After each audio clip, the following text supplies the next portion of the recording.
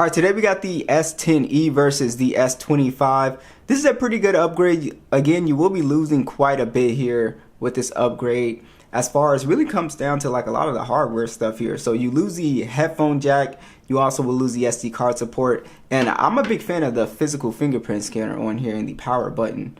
I really like it. So, you know, it feels very natural when it goes into the phone, like when you pick it up. So something that I really like. But yeah, so the size difference here. So the size difference is not too bad. So it's not like you're going from a compact phone like the S10e to a massive phone. It's not too bad. It's still very easy to one hand the S25, so I don't have an issue with that. And as you can see, one of the biggest design changes is really the back of this phone, with the cameras just have gotten huge over the years here. And you have that glossy finish on the S10e. You have the matte finish so you don't get those fingerprint smudges. And yeah, that's pretty much it for the hardware here. One thing also that you'll kind of notice if you make this switch is that the S10 has kind of like these curved sides where you have super flat sides. So you have kind of more of a boxier feel on the S25. But that is essentially it for the hardware here. They're both IP68 dust and water resistant as well. The display upgrade is overall a pretty solid upgrade. So the S10e has a smaller display. It's a 5.8-inch dynamic AMOLED display. It's HDR10 plus, and then it's 60 Hz. It's 1080p 438 for the PPI. And overall, it's still a very nice panel. Still has those really nice colors that are like super vivid. It's just a little bit more vivid than the S25, these older panels. And as you can see, the bezels are a lot bigger on the S10e for sure here. The punch hole is on the right hand side. And yeah, that's basically it for the display. It's still a very nice display. I don't really have any issues with it, but the upgrade is that you do have now a 6.2-inch dynamic LTPO display on the S25. You also have 120 Hz on here as well, HDR10 plus, and this does have 2600 nits peak brightness. So it's a 9-day difference if you're in direct sunlight with these two phones. The S25 is just way brighter. It's also 1080p 416 for the PPI. And yeah, I think the upgrade is solid. I think the upgrade here is really the 120 Hz, and the max brightness outdoors is a lot better. Besides that, the actual like display quality of these two screens is not really that much different. The S10e still has a really nice display. It's still really sharp as well too. So just looking up close, icons and stuff, it still looks really good. So, you know, overall this is, you know, a solid upgrade. You get slimmer bezels. Like I said, the LTPO will help with the battery life as well. But the S10e's display is not bad by any means, guys. Alright, so let's talk about the spec upgrade here. So with the S25, you will get the new Snapdragon 8 Elite. The base model is now 128 gigs and 12 gigs of RAM. You will also get a 7-year pledge with macOS updates. So we're running Android 15, Android 12. You guys can see the Geekbench score difference. Snapdragon 855. We also have 128 gigs on the S10e, and then 6 gigs of RAM here. And overall, the performance is going to, you know, be a lot better. For sure.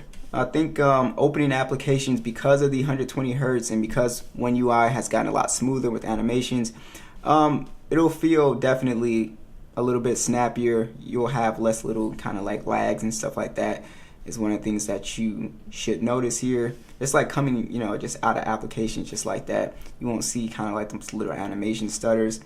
And yeah, overall, I think the experience is going to be pretty solid if you are making this upgrade here. But as you can see, if we do more basic applications, it's not like the S10e is like super slow or anything like that. As you can see, it's still able to keep up opening things. Let's check out the lag here, see if we get any lag. Still pretty smooth. And yeah, the S10e camera performance has definitely improved here for people who are, you know, hardcore gamers here. You have 120 frames on PUBG versus, you know, we can still do 60 frames on the S10e, no problem. And yeah, it's a big difference. And also when you're gaming, the battery life hit is not anywhere near as bad like on the S10e. That was one of the main complaints with this phone in particular.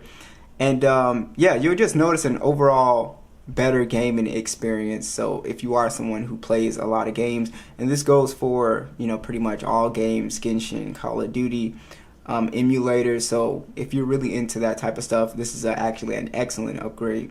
Here are 3D Mark tests, so you can see 522 versus 3183 here, and you can see that difference there for sure, guys. So overall, performance wise, if you're more of a power user, this is actually a pretty big upgrade for you. Now let's go ahead and talk about the speakers, guys. So the speakers here, we'll start with the S10e.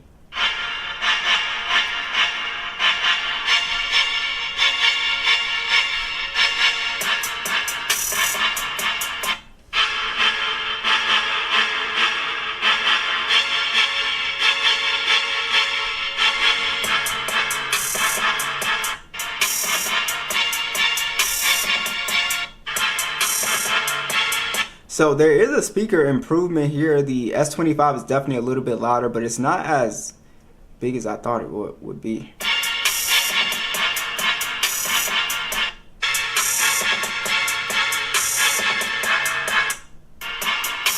Definitely a stronger bass, and it's just a little bit louder. So overall, it is an upgrade. It's just not as aggressive as I would, think it would be.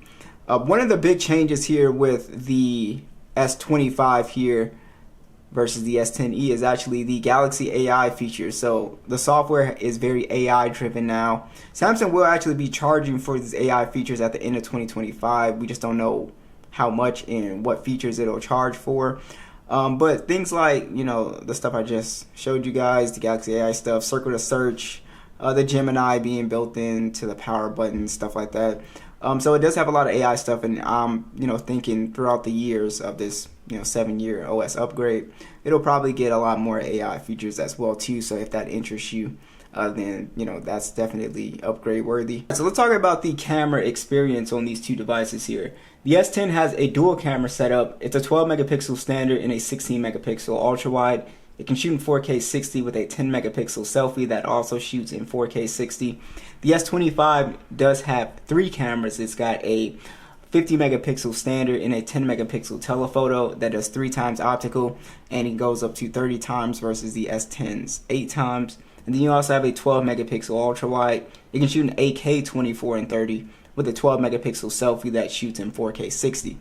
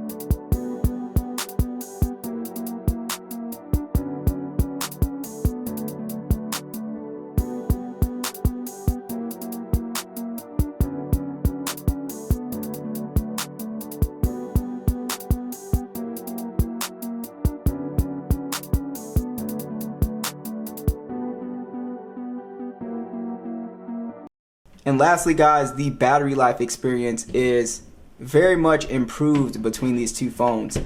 The battery life on the S25 is actually excellent. My experience with this phone has been phenomenal when it comes to screen on time and standby time. It's a 4,000 milliamp hour battery versus the S10e's smaller battery at 3,100 milliamps, and then also discharge a little bit faster at 25 watts versus the 15 watts. You also do have wireless and reverse wireless charging on both of these as well.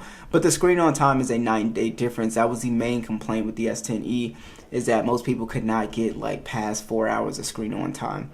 So that's pretty much it, guys. I think this is an overall solid upgrade if you've been holding onto your S10e.